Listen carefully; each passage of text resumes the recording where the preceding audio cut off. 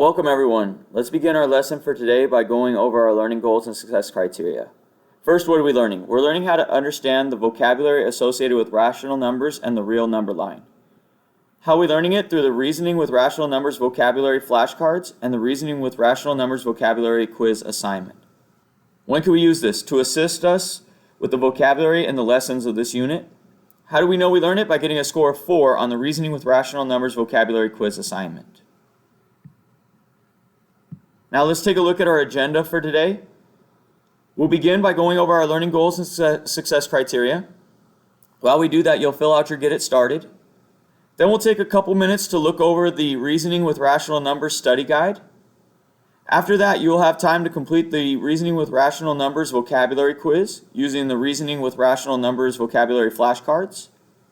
At the end of class, we'll go back over our learning goals and success criteria. While we do that, you'll fill out your Before You Go. Your homework is to begin looking at the Reasoning with Rational Numbers study guide and any incomplete assignments that you may have. Let's talk now about how to access Quizlet to view your vocabulary cards. So if you notice, there are flashcards here when you click on the link to go to Quizlet. If you notice, if you click on the card, it will give you the term.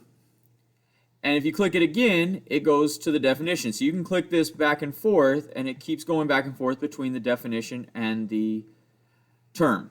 Now, that being said, the issue that you'll have is it won't let you view all the cards unless you log in. So this is how you log in. I'm going to go here to where it says log in, and I'm going to click on log in with Google. It's going to ask me to sign in. I'm going to use my school email account. And you should already be logged into that because you've accessed this through Google Classroom. So we should be good. So now I should see my picture here in the corner that says that I'm logged in. And now I can go through and view all the flashcards. I can go through to the next one and continue to flip them over and see the definitions and the terms.